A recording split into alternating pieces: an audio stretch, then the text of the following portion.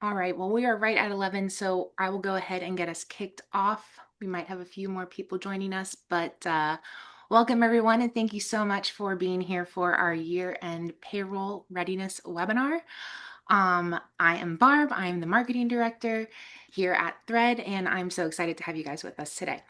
So before we get started, just a couple of quick housekeeping items. You are on mute, but we do want to hear from you. So please go ahead and get familiar with the chat box now. Ask questions if you have them. Say hello.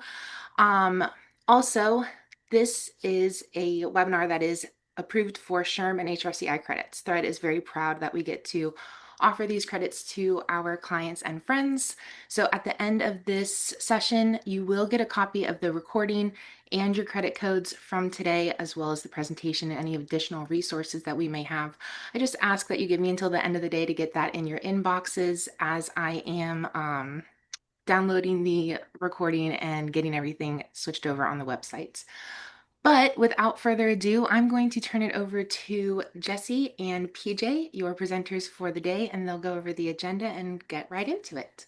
Wonderful. Thank you very much, Barbara. We appreciate it. And wanted to personally say thank you to everyone. For those that I have not had the opportunity of meeting previously, my name is Jesse Quiñones. I'm the VP of Operations here at Thread.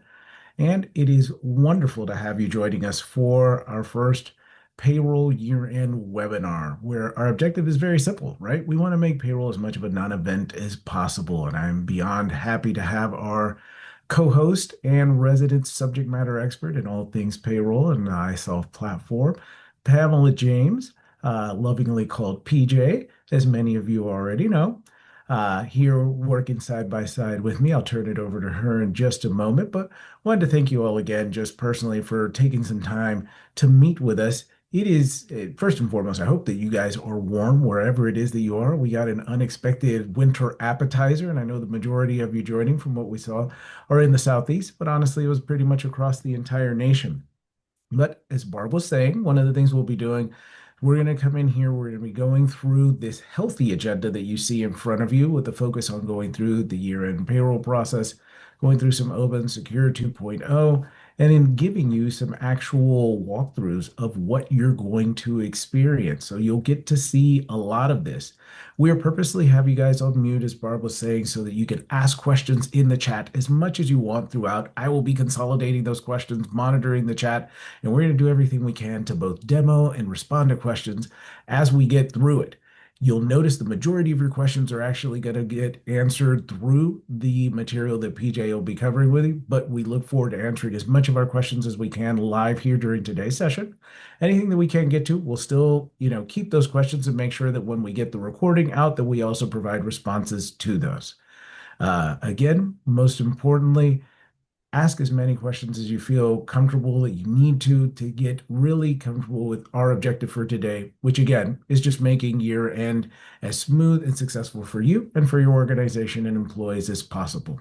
So without further ado, I will hand it over to our resident subject matter expert in all things year end, Pamela James. PJ, go right ahead. Thanks, Barb. Thanks, Jesse. Good morning. Happy Wednesday. Our goal here today is simple. Help you glide through year-end in Thread with fewer surprises, clean year-end documents, and clear deadlines. So we're going to work from the same playbook as the year-end survey you received last Thursday and the e-guide that was included. So everything we cover is practical and immediately useful. If you didn't receive the survey, it can be accessed under your links menu on the client landing page. So keep the questions coming in chat for our Q&A at the end of this session. Jesse's going to flag themes, and I'll hit them at the end. Let's work together. Let's make December calmer and January drama-free by getting the right info to your teams before cutoffs. If anything here feels unclear, you're not sure how it applies to your specific setup, your account manager is your go-to resource. They can walk you through your organization's details and help decide what needs to be updated and when.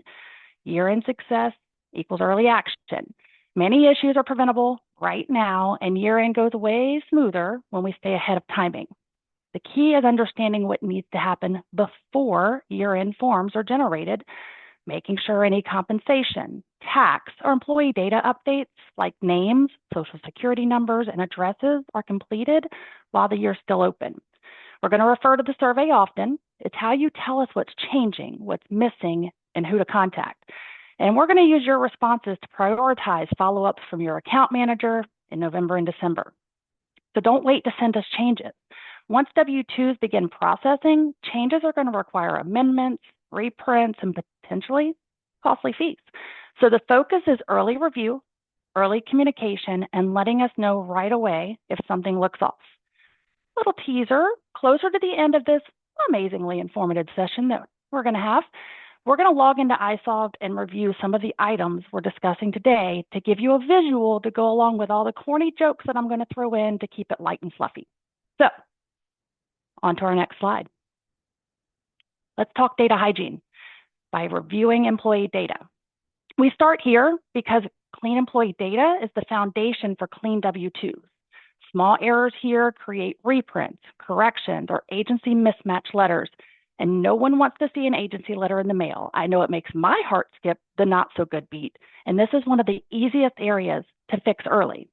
So in Thread, you can run the employee W-2 verification report. That's going to help you identify missing or invalid Social Security numbers, incorrect name formats, outdated addresses, accurate termination dates, and it's going to ensure retirement plan indicators are correct. Encourage your employees to review their information. No one knows it better than the person that lives it. If something looks off, now's the time to get it corrected to avoid January reprints. Employee name, address, social, birth date, those are all items that can be updated under the employee's general screen, which you have full access to all day, every day as an administrator. Incorrect socials, they lead to IRS penalties and fees if corrections occur after W-2s have been generated. So the fastest, least expensive fix is to get it corrected now and let us know anything you need help updating before your last payroll of 2025. And I'm sure you're already seeing the sample, but we are so amazing, Barb to be exact, that we have provided an email template on our site that's already pretty awesome, but feel free to take it and make it your awesome.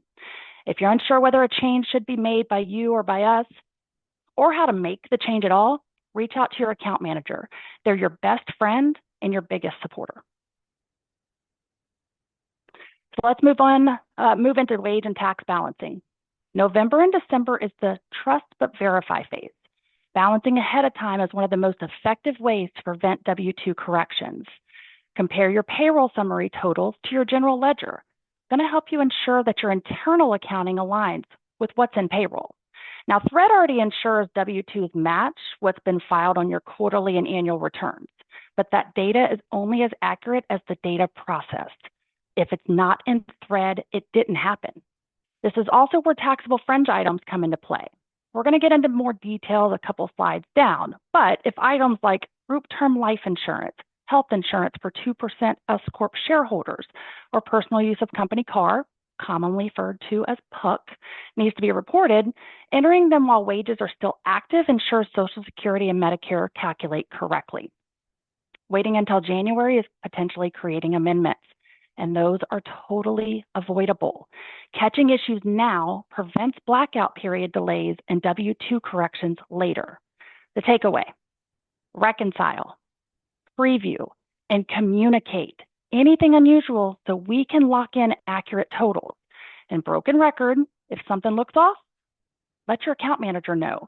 We're here to help review and resolve discrepancies while the year is still open. So, speaking of taxes, every year, federal and state tax agencies issue updated wage bases, contribution limits, and rate adjustments.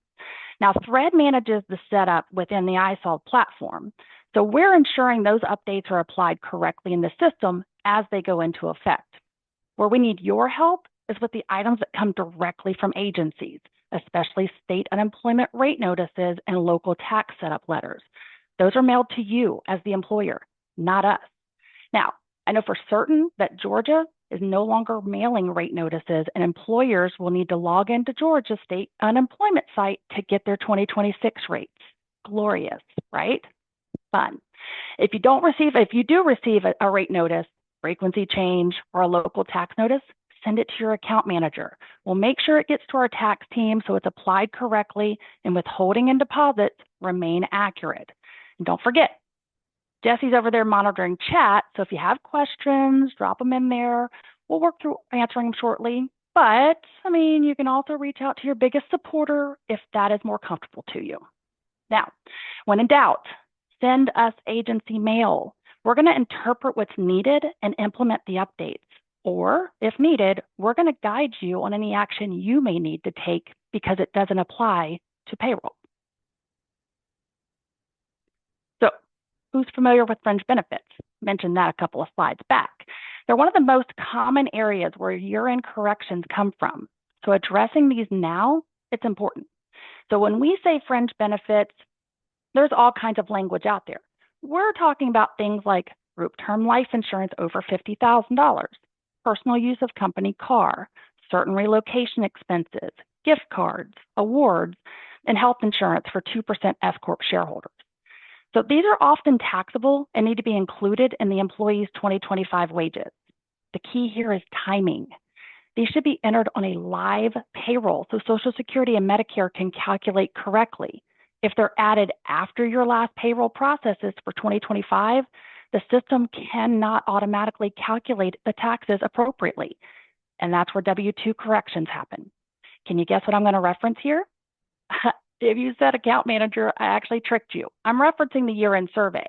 Use the year-end survey to tell us which fringe benefits apply to your company. If you're unsure how something should be taxed, surprise, reach out to your account manager to get the assistance. Now, we may ask you to confirm final treatment with your CPA, but we're going to make sure the coding in thread is correct.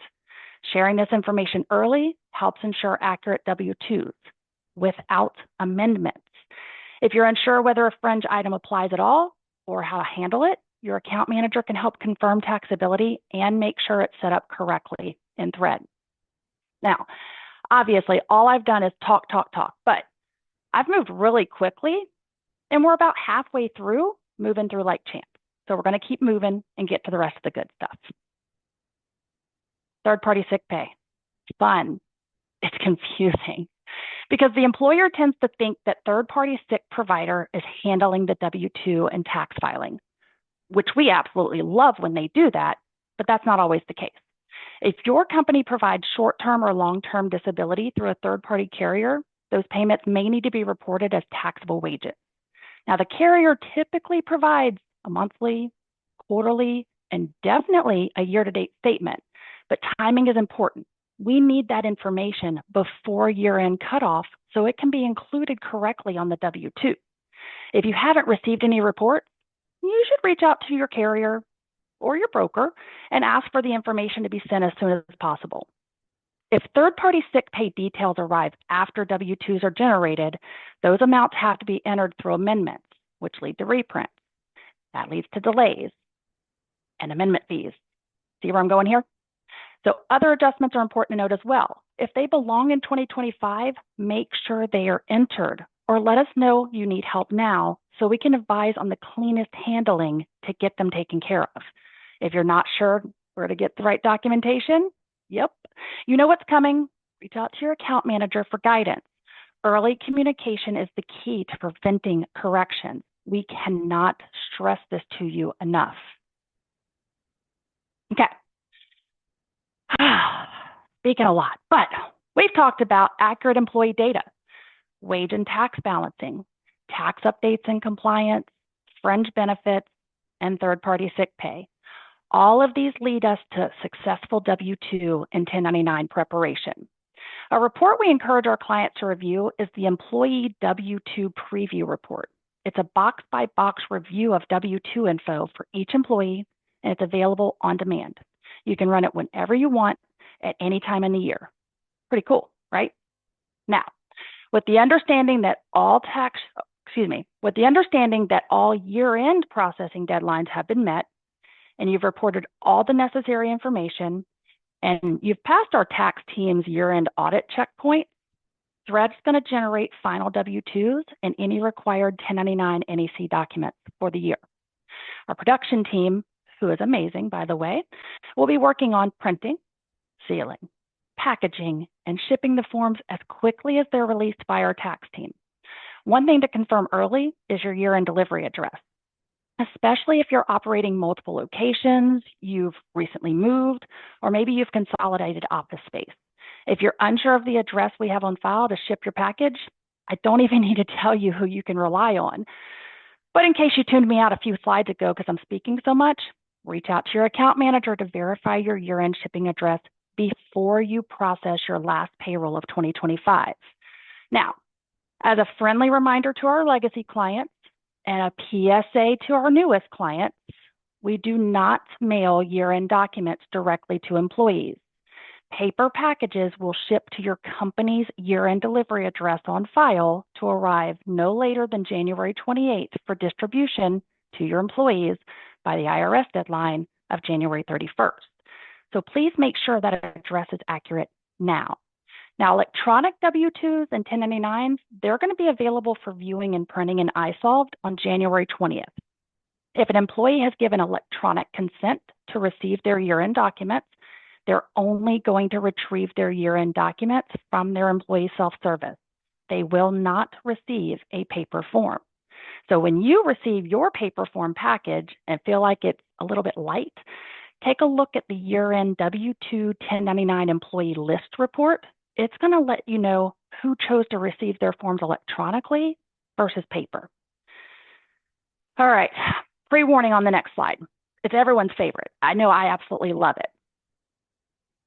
ACA, Affordable Care Act. Who loves it as much as me? Anyone? Bueller? That's right. You're muted. I can't hear your deeply passionate feelings about the topic, so lucky me. Here's the deal. If your organization is applicable large employer, ALE, with 50 or more full-time equivalent employees, FTE, or you offer self-funded health coverage, don't worry, no acronym for that one. ACA reporting applies to you. If you're unsure whether you meet that threshold, reach out to your account manager. Shocking, I know. If you're a Thread benefits client, meaning your benefits are housed inside the Thread platform, we handle ACA reporting for you. Lucky you. Your ACA forms will be ready to preview by November 27th. Now, if you jump in on the 27th and you don't see your 2025 forms ready yet, contact your account manager. Your responsibility is to review your forms in iSolve for any errors, correct employer-specific items, ask us questions if you need help, and approve the forms so our production team can do their job and our benefits team can do their job and e-file on time. The key to smooth ACA processing, early review. We keep talking about that. And I know stressing early and timely, but for ACA forms, don't approve those forms prior to January 1st. We need the calendar year to finish finalizing anything. So all that sounds easy, right? You know, it's never that simple. Some states actually require earlier delivery. Specifically, California and Massachusetts require forms delivered by January 31st. So for ACA clients with employees in California or Massachusetts, we're going to need you to log in and approve those forms after January 1st, but by January 15th to hit that deadline. Everyone else is going to follow a March 2nd deadline for delivery, which is a February 6th approval deadline in Thread. And don't worry, all these dates I keep spitting out will be on a slide we review later on in the webinar, so don't get lost in those dates now. So if you have questions about measurement periods, affordability, which employees must be included, or what code goes in what line box thing that looks like alphabet soup, reach out now while the adjustments are easy and we're still relatively calm. So I'm sure there's going to be lots of questions on this topic, so hopefully you're dropping them in chat so Jesse can capture them, and we'll address as many of them as we can today. All right. Cannot move on to system and vendor readiness fast enough, and I promise you way less words because I'm seriously tired of hearing myself. Now, on our side, iSolved applies all year-end patches and processing updates behind the scenes. We've got that covered. On your side, we need to make sure that you know who is responsible for approving ACA forms, who receives W-2 and 1099 packages, And who handles any agency notice that may show up in January? Because they will. Now, if you expect to process a high liability payroll, think bonus runs or end of year surprise money, reach out to me and I'm happy to provide my banking information after this session. No, really. Notify your account manager at least a week ahead so we can plan funding. Big payrolls can trigger bank verification requirements, and no one wants a delay when people are expecting bonuses or ready to be home for the holidays. And if you're not sure how to schedule a special payroll for year end, ask your thread bestie. They'll happily provide guidance. I know, repeating myself, you're going to hear that a lot, but it's because it's that important and we don't want anyone to forget it. Clear communication with employees makes January that much easier. Encourage your employees to confirm their addresses and self-service access now, and let them know when the forms will be available electronically. That date is not going to change. Encourage your employees to review their tax elections and make updates to their 2026 elections if they want or need. You can also share when to expect paper forms and who in your organization to reach out to with questions. This small step reduces the number of one-off inquiries in January. And don't forget, we made it easy with a template that you can take and make your own. Now, everyone loves a good best practices and lessons learned because we've all gone through some lessons that we never want to experience again.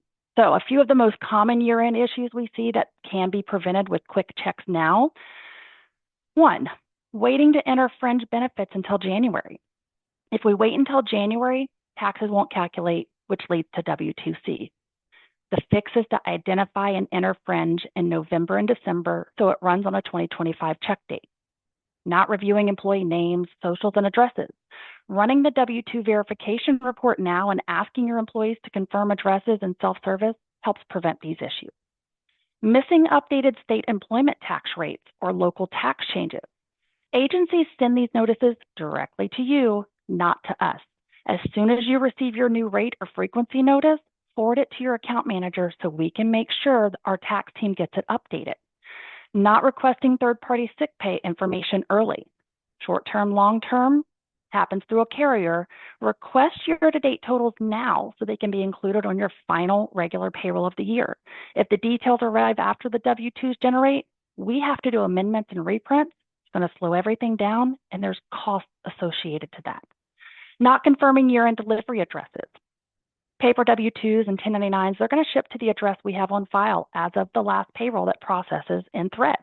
If that address is outdated or a location is closed for the holidays, forms could be delayed. Verify your delivery address now so forms go to the right place. Bottom line, start early, review often, and communicate changes right away. Broken record again, here we go. But this one's going to go really quick because it's the quick checklist. Verify names, socials, addresses, load taxable fringe with live wages, request third-party sick statements, record voids, manuals, and 1099 pay that belong in 2025 by December 31st. Verify the company year-end delivery address, send us any 2026 state local rate notices, and ask questions. We are your biggest supporter, your biggest advocate, and we are here to help. We want to help you, help us help you. Okay. We're almost ready to review some of the items we're discussed. And no, that's a lot of dates. I'm not reading them off to you. I think my eyes would actually go cross if I tried, but I am going to have some key dates to keep in mind as we move through year end. December 12th. So that's the final date to complete the year-end survey. This is also your window to reach out to your account manager with anything that feels unresolved. The survey is how we identify what needs attention before processing deadlines hit. So completing it by December 12th helps us help you close out year-end smoothly and on time. January 7th. Now that's the last day to submit anything that affects 2025 wages or taxes, including the forgotten fringe benefits and other things that we've been talking about. This is the last ditch effort date. And after this date, the system begins generating W-2s. So changes will require reopening the files, adjustments to be made, amendments to be processed, all which may include fees. January 15th is the last day. ACA forms, if you're in a state that requires delivery by January 31st, need to be approved. California and Massachusetts, as a reminder. January 20th is when employee year-end forms are available electronically in employee self-service. Now, this is for all employees, not just the employees that chose electronic delivery. Everybody can get it. February 6th is the final date to approve ACA forms if you want guaranteed delivery by the IRS deadline. And March 2nd, well, it's the official deadline to distribute ACA forms to your employees. So as always, if you're not sure how one of these dates affects your timing, your account manager can walk through your specific setup and schedule with you. So, promised. We've talked a lot, but we're going to move through this. We're almost done. We've got a couple slides, but we're going to review some of the things that we've talked about. So, I'm going to log into iSolved and show you a couple of things. And then I'm going to show you a couple more things just for the visual side of it. All right. So logging in.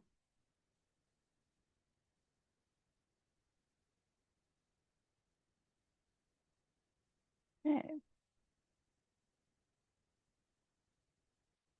Now, once you log in as an administrator, a lot of times throughout the year, you get these pop-ups, and that's because we want things in your face, and we ask you to acknowledge them.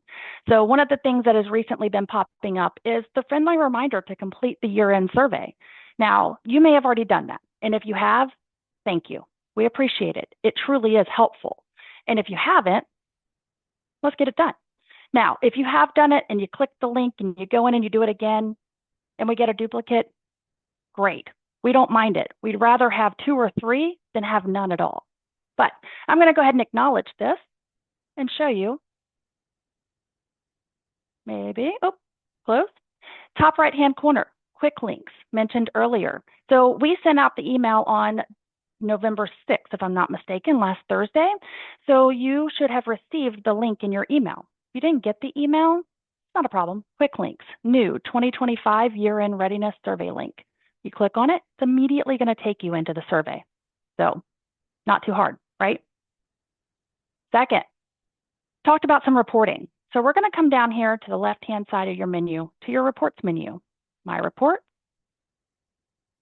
And we've tried to make it as simple as possible. Search W2, no dashes, nothing else, just W2, and click filter. So remember we talked about the employee W2 verification, the employee W2 preview, the year-end employee list. All of these reports immediately pop up.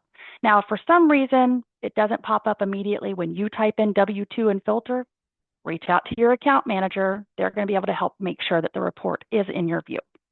Now, these reports are able to be ran in a couple of different ways. So you'll notice that the W2 preview, you can run it by payroll run. Now, for clients that have multiple pay groups, you can choose to do this and run it for each pay group individually, or you can do an as of date. Now I'm going to put in 12/31/2025. Why not? It's going to capture all the payrolls that have processed through the year. And then I'm going to process that as a PDF. That's the only way to process it. Now you can mask social, you can choose to unmask social. I think when I ran the report, I chose to unmask the social, but I do have the reports already generated to save us a little time. For the employee W2 verification, this report only allows you to pull it by pay group, but you'll kind of see why here in a few minutes. And then the last one is your year-end W2 1099 employee list. Again, I'm going to run it as an as of date, and it pulls it in Excel. It chooses the entire year. It's not about running it for 12/31/25.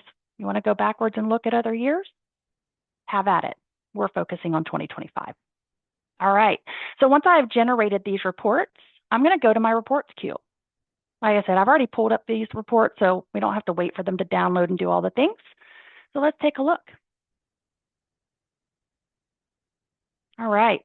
So first, the employee W2 verification. This report's going to provide you with the employee's name, address, social, retirement plan indicator, birth date, term date, W2 type, and their payroll status. It's also going to break down who's receiving a W2, who's receiving a 1099, and anybody not receiving a form at all.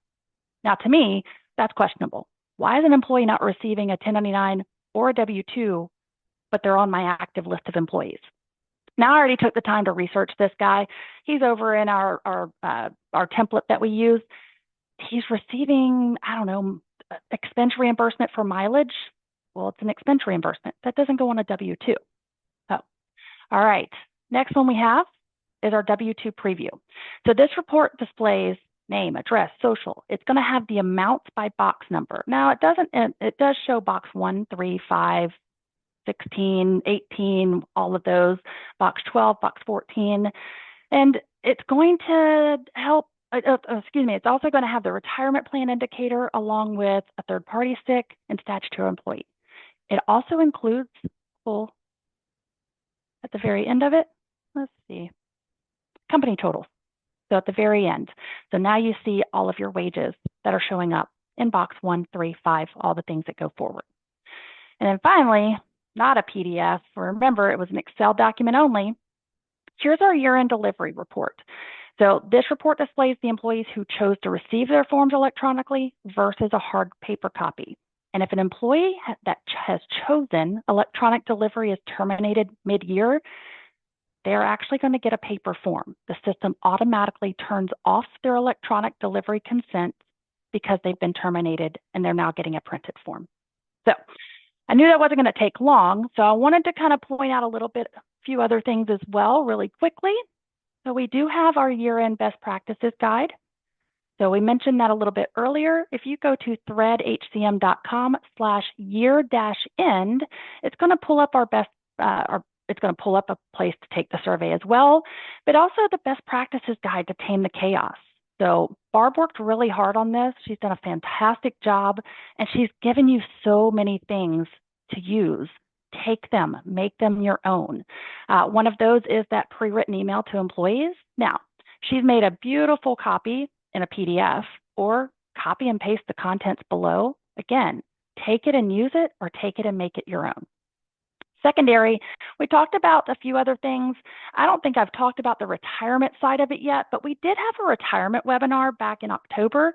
So here's our webinars. Now, this is going to show you webinars that have already happened. It's also going to show you webinars that are coming up, things that you want to be involved in, things that you want to see, things that you want to hear. So highly encourage you, go to threadhcm.com, check out our resource tab. We've got our blog, we've got our webinars, we've got releases, we've got all kinds of things in here. So take your time and go to it.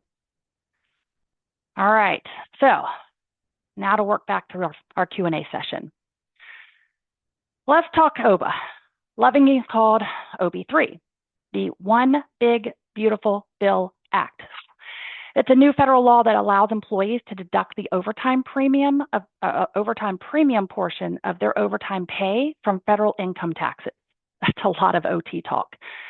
This applies starting with tax year 2025, which means it's going to show up on 2025 W-2s you receive in January 2026. The key change for payroll is that the premium portion of overtime, the and a half part that is above the regular rate, now needs to be identified and reported. So this doesn't change how you pay overtime, but it does change how you report overtime. Now for 2025, iSolved will estimate that overtime premium at year end automatically, and it's going to be included in box 14 on the W-2 as SOT premium. You'll also see two new reports available soon. There's going to be a client level Excel. It's going to detail the tips, overtime pay, and estimated overtime premium across all employees. Now that report's releasing on 11/21. There's also going to be an employee level PDF report. It's going to have those same details for each employee, one page per employee with a disclaimer.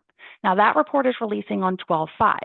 These are both going to be really helpful when questions come from the employees, which they will. Action item.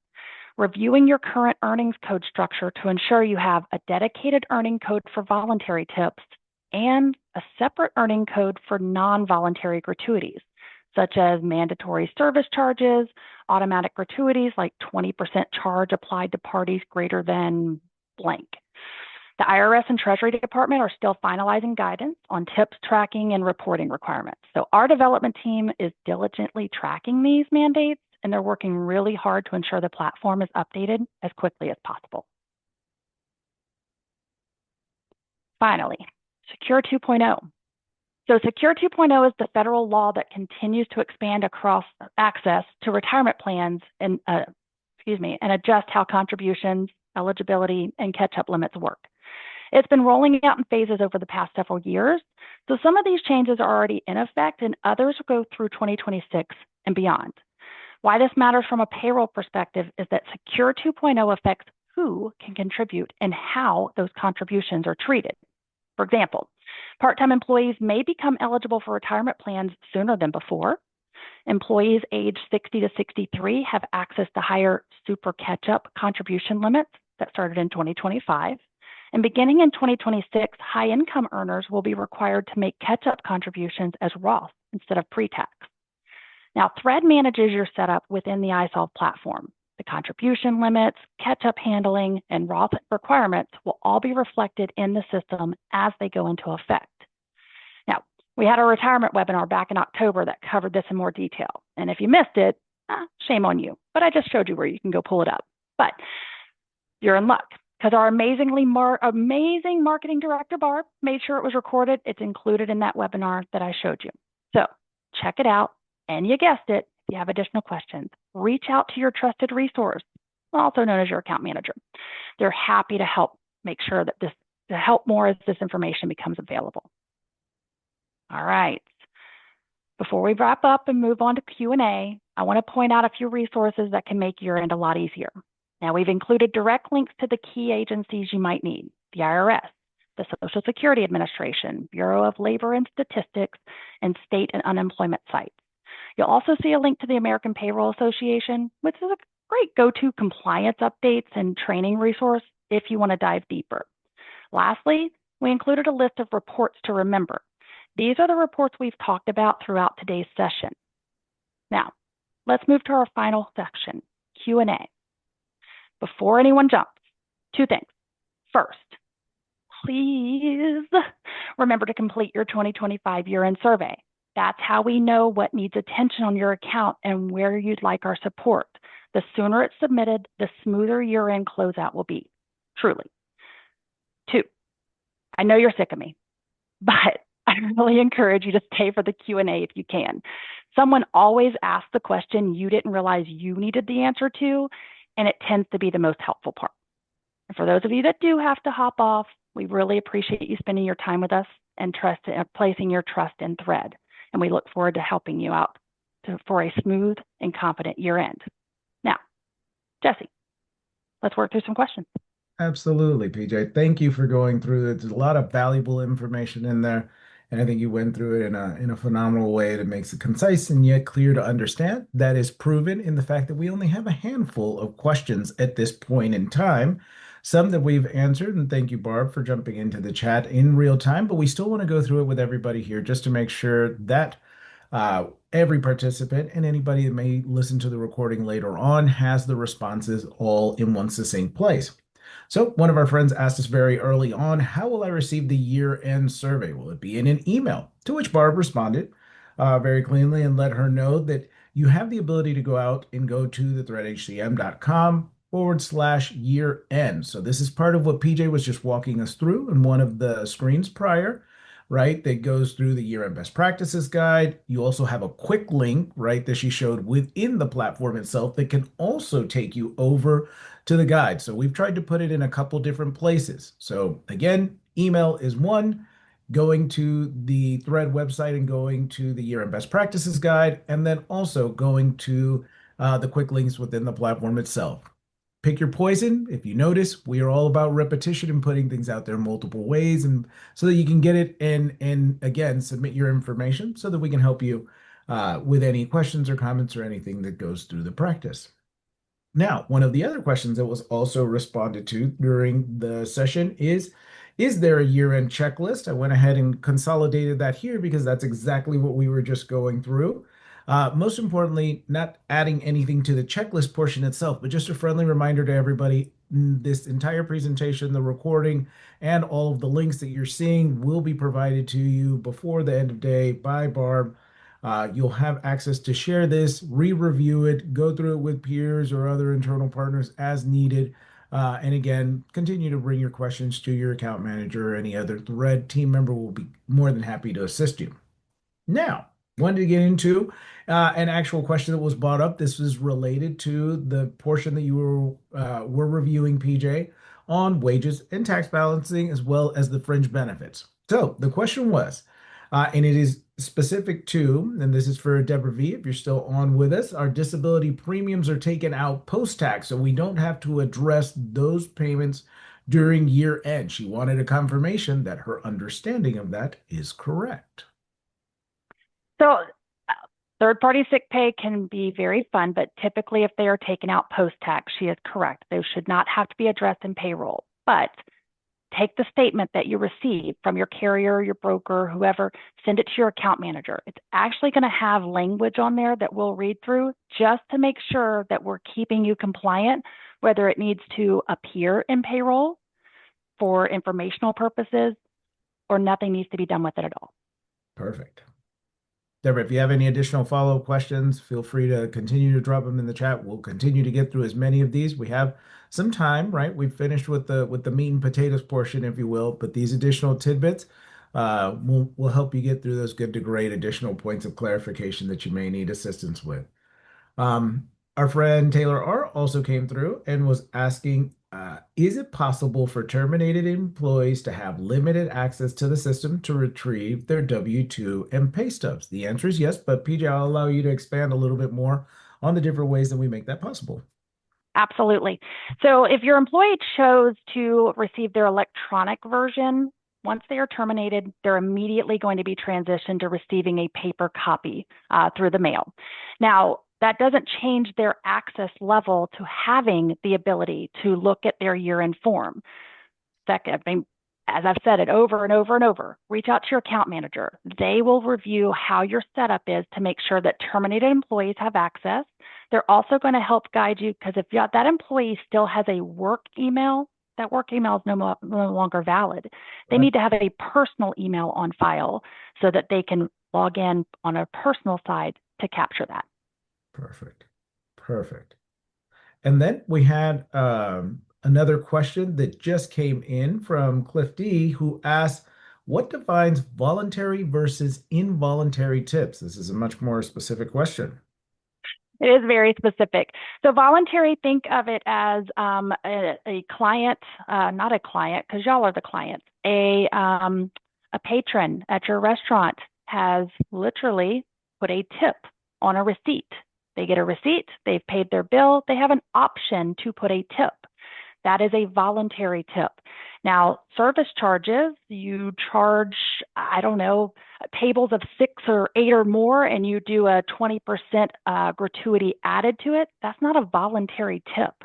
I mean, they can add more to the tip line if they want to, but typically client or people don't. So those are the two big differences of voluntary versus involuntary. Wonderful. And I think we're all accustomed to kind of seeing that, right? You go out in a larger party, especially, you know, it's just kind of customary. It's built into that. So if it is driven by the organization, it is involuntary. If it is the client with a recommendation of whatever the patron wants to put or not put, that is involuntary. So good. Wonderful. And with that, we have made it actually through the questions that were out here. I got a couple of other direct messages, but they were about the portions that you actually demoed. So the reports were very timely. We understand that there are different learning styles for everybody as far as some, hey, explain it to me, others, explain it and show it, right? So hopefully that was helpful. So with that, I think we are at a point, unless anybody has any last minute questions that you want to throw into the chat before we wrap up for today. Give them a quick second just to make sure nobody was typing or going through anything. Don't give them too much time, Jesse. I'm like wiping my brow over here. Come on now. This is your chance. Hold her hostage. Well, wonderful. PJ, you did an absolutely phenomenal job as always. Thank you for sharing your payroll subject matter expertise and your iSolve subject matter expertise with everybody else. If anybody has any additional questions, as we said multiple times throughout the session, please feel free to reach out to your account manager. Please keep PJ and I's direct email and contact information. You can reach out to us as part of your leadership team. We are focused on nothing more than you guys having the best possible client experience with Thread, not only for year end, but at all times. So we're here to make that, a big success for you all year long. Thank you again for your participation in this year's payroll year end webinar.